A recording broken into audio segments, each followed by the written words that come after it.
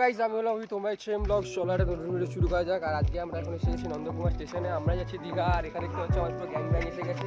আর এখানে দেখতে হচ্ছে জাম্বু আছে।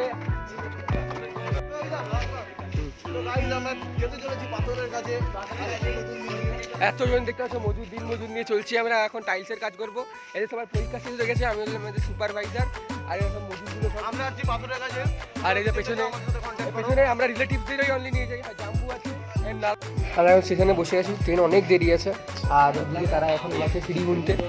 এখানে ওদের যুক্তিতর্ক হলো ব্যাপারটা নিয়ে যে ফ্রি কটা ফ্রি ধাপ, সেটা নিয়ে ওরা এখন গেছে পাশে।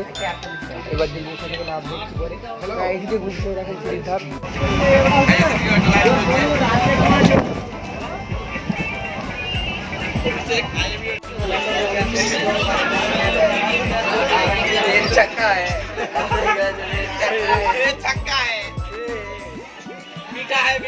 আমরা এখন ট্রেনে আমরা এখন এসে গেছি। এবার আর একটু দীঘাতে নেমে যাবো। আর তারপরে আবার মানে হবে অনেক মজা হবে। চলো দেখা যাক। আর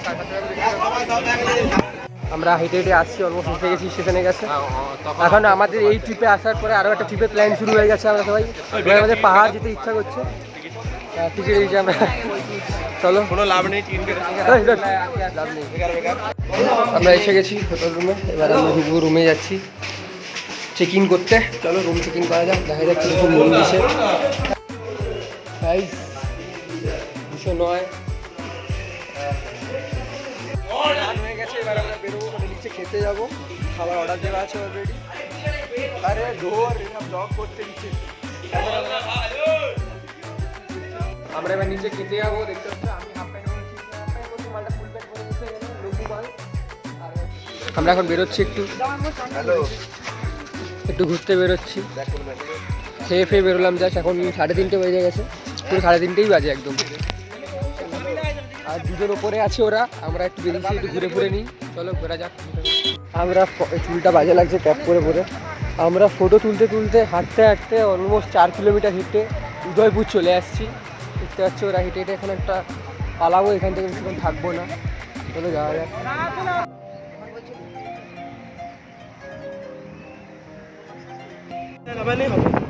আমরা এখন টোটোতে উঠে গেছি।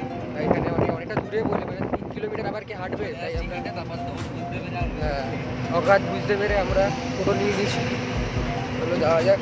গিয়ে টায়ার্ড হয়ে গেছি, মানে পা ব্যথা করছে। আমরা এখন সন্ধ্যেবেলা বেরিয়েছি, 7:30 বেজে গেছে। প্রচুর খিদে পাচ্ছে। এখন যে যার আর কি সবাইকে নিয়ে বেরিয়েছি, মানে সবার যে যার একটা নিজের একটা প্ল্যান আছে যে এটা নেবো। আমার তেমন এখন খিদে পাচ্ছে, দেখি এরা এখন কী করে।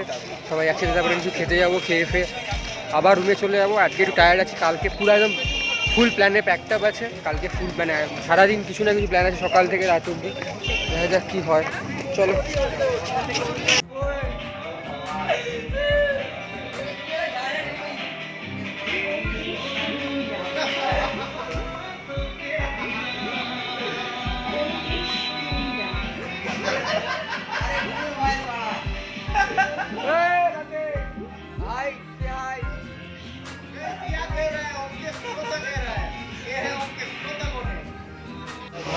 আমরা এখন এখানে উপরে আছি, এখানে অনেকক্ষণ ধরে আসছি।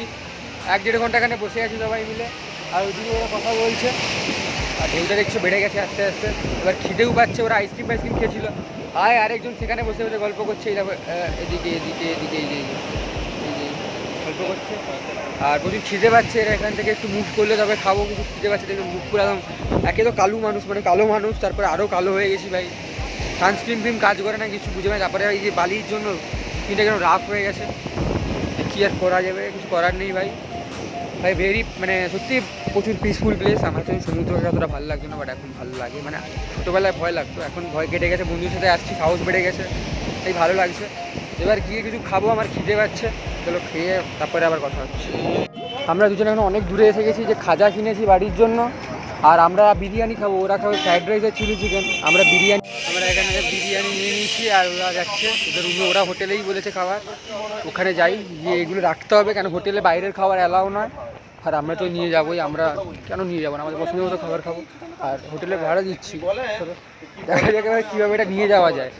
মনে হচ্ছে ঢুকতে দেবে না, আমাদের কিছু আলাদা প্ল্যান করতে হবে।